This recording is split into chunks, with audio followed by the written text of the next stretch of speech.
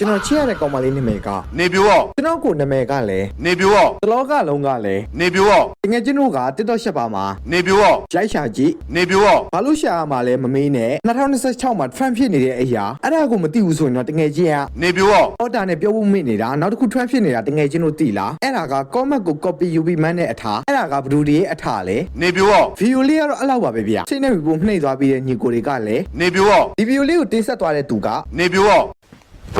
Emotional damage